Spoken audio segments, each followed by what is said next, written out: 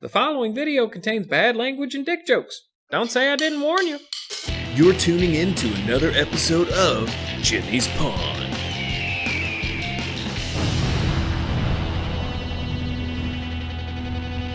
Hey, welcome back to Jimmy's. Thank you guys for stopping in, where we're always trying to bring you the best possible deals on your appliance and firearms needs. We got some wonderful deals today. Take a look. We got this red blender thing, $20. We got this highly collectible Super Nintendo, $85. Moving on over to firearms section, all 50 rounds, 40 grain, high velocity, 22 long rifle, special pandemic pricing, only $4,200. Look at that. Who else is going to do that for you? Nobody. Just Jimmy.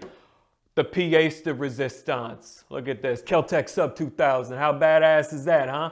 We're running a special deal. You can take this home in exchange for your home. That's right. You give us the deed to your house, you can have this guy. You don't need a house. You can sleep in your fucking car when you got this sweet thing. People pawn everything, you know? Your neighbor's lawnmower. Maybe you find your ex-wife's earring in the couch and you pawn that, you know, because Teresa was a total bitch. I mean, why wouldn't you pawn it? Sketchy people. Oh my God, sketchy people are the best. They bring in all sorts of shit, like a pistol with the serial number filed off or a machete. Was it used in an attempted carjacking? I don't know. That's none of my business. You know, we take all comers. The one thing that people do not try to pawn, though, is sex toys. And we honed in on that as a potential gap in the market. You know, nobody else was capitalizing on it. So we started accepting used sex toys. And man, they were coming in by the truckloads. The problem that we ran into was that we couldn't turn them around and sell them. Nobody was buying. And I know what you're going to say. Who's going to buy a used sex toy? Yeah. We heard it all before. That's why we came up with our proprietary disinfectant. What is that stuff? Oh, it's Windex and lemon juice. We're sitting on all this inventory. What are we going to do? You know, we got bukus of dildos all over the place. We came up with our best idea yet. What if we took all these sex toys, melted them down, and made them into self-healing shooting targets? That's exactly what we did. Now, not only are we rolling in it, but we're basically environmentalists if you think about it. Take this 10-inch gong, for instance. It used to be a 10-inch dong. Look at this little guy. Used to be a tickler. Ball gag. Communal butt plug at a truck stop in Michigan. Oh no, huh? We're keeping dildos out of the landfills and out of the whales and sea turtles and putting that money right in our pockets.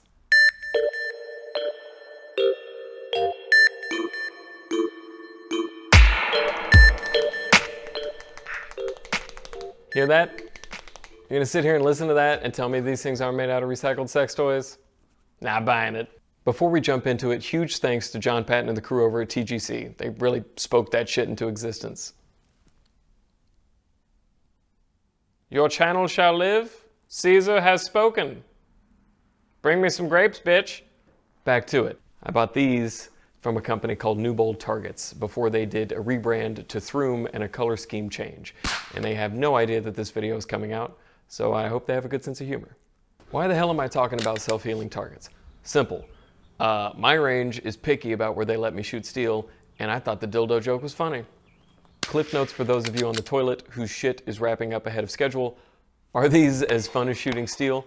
No, but a lot more fun than shooting paper. If you could shoot steel at your range, you would. Just like if you could sleep with insert celebrity here, you would, but you can't.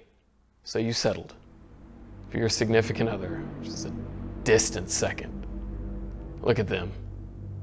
The other side of the living room, their constant need for meaningful conversation and gratuitous buying of throw pillows.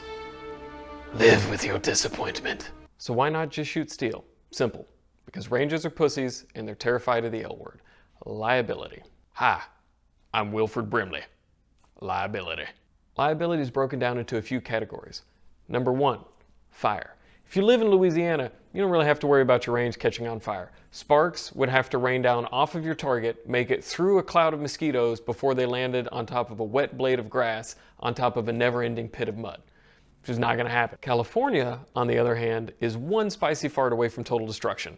And bimetal jacket hitting steel at 3,000 feet per second is basically pyrotechnic. Especially at night, that shit is impressive. The second part of liability is people getting hit with shit. People get hit with shit for a variety of reasons. Typically, number one is because they're shooting at pitted or cratered steel. It could also be that the target is angled 90 towards somebody, you know, on the wings. You could have a target that's angled down, but then the base is shittily designed, so it's got a little lip that kicks stuff back at you. If you're shooting steel like 5 feet away, all sorts of reasons people get hit with stuff. If you shoot steel long enough, you're gonna get hit with some ricochets, so just wear safety glasses and don't be a bitch about it. Self-healing targets, on the other hand, they don't have any of these problems. You can shoot them from basically whatever distance you want to. I think these targets are best applied in a you hit it or you didn't situation, like a knockdown target, dueling tree, a gong, something like that. Not so much in a where did you hit it situation. Technically, you can spray paint over the top of this target and it acts almost like a shoot and see. So it'll blow the paint off wherever you hit it, and then you can see the fluorescent background of the elastomer behind it and you can see where you hit it. But there's just something weird about spray painting rubber. It's like eating ice cream with a fork, or somebody who walks their cat on a leash. It's just fucking weird. It works, it's just weird. I got these specifically because I wanted to position shoot silhouettes with my 22, but my rimfire range doesn't allow steel targets. In addition to that, only about a third of the action bays allow steel targets, which, I mean, how actiony is that? Not very actiony, if you ask me. If you're not familiar with metallic silhouette targets, I'll cover that at the end. Super interesting, so stick around. Back on track. What are these targets made of? Well, shoot through, of course. Can we say that? It's trademarked? Shoot through is trademarked? Shit. I have no idea what these are made out of. It's probably some sort of elastomer. They're clearly cast because it's got a surface tension thing going on the backside. And I got these for super cheap. And I believe the reason that I got these for super cheap is because they were in the middle of what looks like a brand relaunch where they went from new bold targets with a black and red color scheme to throom targets with a lime green color scheme, which lime green is like, it's like my favorite color. Having said that, these new targets, the lime green ones, are not cheap. I just looked them up, and compared to X Steel, which is who I got the majority of my steel from, these self-healing targets are actually more expensive than the steel targets. I'm sure they're less expensive to ship, they're easier to transport, you can shoot them at safer distances, yada, yada, yada. Having said that, they're more expensive. Me personally, if I had the option of shooting steel, I would just shoot steel. I don't have that option. There's probably a lot of you watching this that also don't have that option. So if you don't have the option, this is the next best thing. So it doesn't really matter how much it costs, because otherwise you're shooting paper, and shooting paper is fucking boring. They're called self-healing reactive targets. They are absolutely reactive, but I think self-healing is a bit of a stretch, no pun intended. These targets don't self-heal. When I think of self-healing, I think of a tire with tire slime in it, it gets a puncture, the tire slime fills the void and stops the leak. That's not what's going on with these targets. They're just super elastic. So whenever you shoot it, it gets out of the way of the bullet and then just goes back to where it was. So it's not so much goo coming in to replace where the bullet went, it's just stuff getting out of the way of the bullet and then shrinking back down. The aftermath of shooting it with a 22 looks like you just stabbed it with a pencil. With a fucking pencil! Who the fuck can do that? As far as I can tell, the number one indicator for how much damage a bullet is going to do to one of these targets is the girth of your me-plat.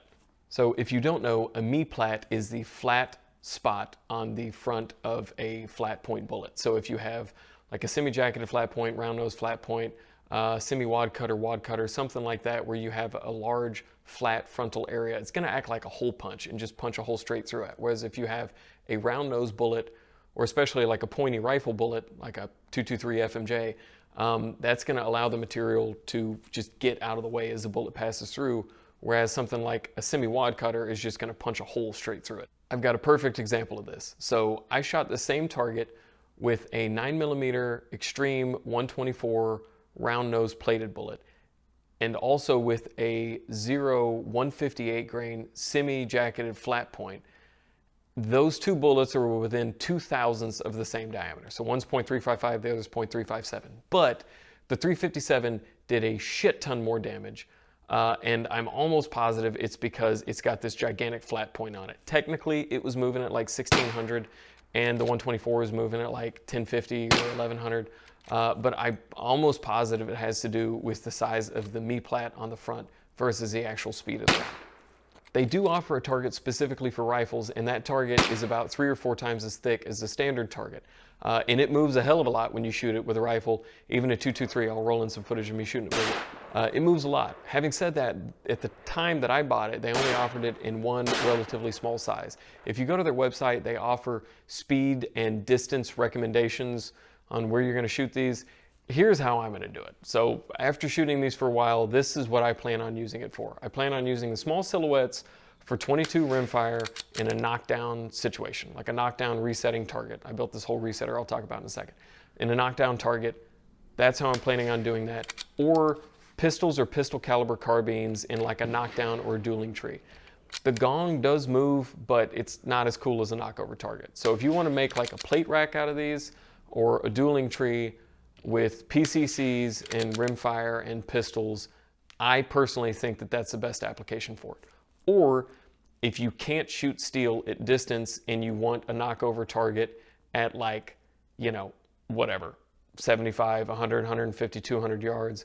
The only thing about that is how the fuck do you reset that thing at 200 yards? Getting into my setup. All right, what is this little contraption? So they manufacture the targets and they also manufacture the target bases out of the same material. So if you go to their website and you buy one of their little knockover targets, the knockover targets have a molded in axle, which is super handy. That molded in axle goes into the target base. That target base is actually cast out of the same elastomer that the target is, so you can shoot the target base and not hurt it. Having said that, I was too cheap to buy my own target base, and I'm constantly trying to justify that 3D printer over there. So I 3D printed my own target bases.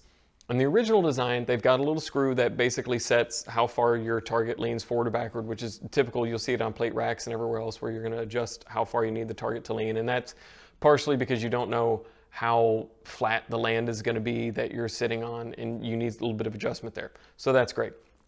They also had some holes going through the base that go into the target so that you could tie a string to it so that you could individually pull and reset the targets.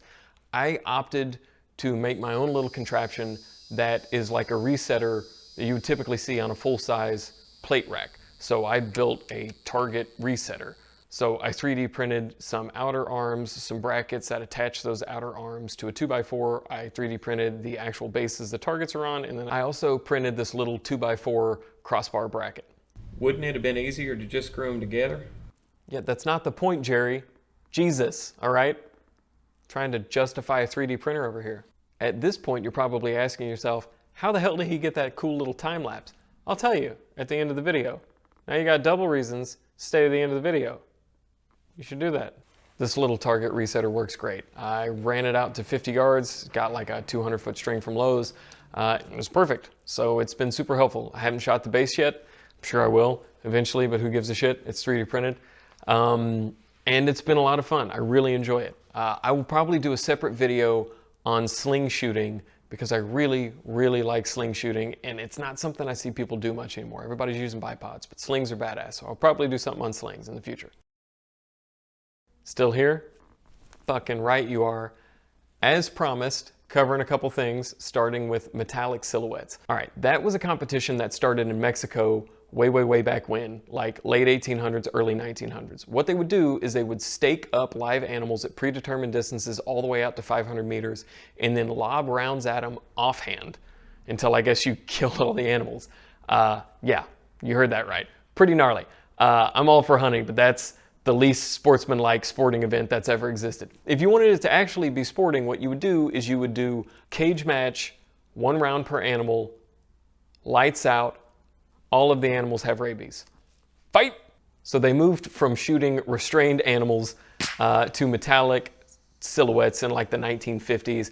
Came over to the States, it got super popular in like the 70s and 80s. My dad actually shot a lot of it back in the day. It was originally designed to be shot with like the hunting bolt gun that you were going to use for sporting events, but naturally it got co-opted by a bunch of fucking try-hard gamer dickheads who went in and tried to make the penultimate rifle specifically for this one thing, which was something they probably would never actually take in the field and shoot with, but it was a really popular game back in the day. I like shooting metallic silhouettes, but from positions using a sling. So a little bit offhand, but then also sitting, kneeling, and prone. So that's something that I've been doing lately, and it's a lot of fun. Second thing we were going to talk about, this time lapse. All right, so if you're going to shoot a time lapse on a 3D printer, there's a couple different types of 3D printers. This 3D printer moves the bed back and forth in the Y direction, but the gantry moves up and down in the Z direction and left and right in the X direction. So what that means is this type of 3D printer is not particularly good for shooting time lapses because the workpiece is never really still. If you just took a picture at a predetermined interval or after each layer line, you never really know where the bed is going to be forward and backwards, and so you just end up with a bunch of hectic shit. Time lapses on these type of printers, if not done correctly, will induce a fucking seizure. So in order to get these correctly, what you want is you want the bed to be in the exact same spot every single time you take a picture, and you want the head to be in the exact same spot so it doesn't jitter back and forth. The way most people do this is there is a program called Octopi that you put on a Raspberry Pi. You load the program up, you tell it that after, each layer, or X number of layers or whatever you want it to take a picture, it's gonna move the shit out of the way, you tell it where you want it to move to, and it will take a picture. With this, they're typically hooked up to a Pi cam, which is this little secret squirrel toilet camera that you hook up to Raspberry Pis. They work, they're ultra cheap, but the pictures or video or whatever you end up getting on it, not particularly good, which you don't expect it to be. It's a cheap thing. Anyway, long story short, I don't have a whole lot of patience for it. I tried it, it didn't look that great, and so I found this guy on the internet who did the dopest thing ever. He basically took this extremely digital process and made it as analog as possible. He dropped a line of G code into his slicer that said after every layer is complete, move the bed to this position, move the head over to that position, and then where the head moves over to, he mounted a micro switch, and then that micro switch was soldered to a 2.5 millimeter headphone jack. And that 2.5 millimeter headphone jack went into the shutter input of just a DSLR camera. And so after each layer, the head moves over there, clicks the micro switch sends a signal through the headphone jack, clicks the shutter button on the camera. Fucking brilliant. You took the most code-driven thing ever and then put half code to make it's like a Rube Goldberg machine. Anyway, it's awesome. That's what I did. I have it clicking into the T3i. It works great, so that's what I do for time lapses.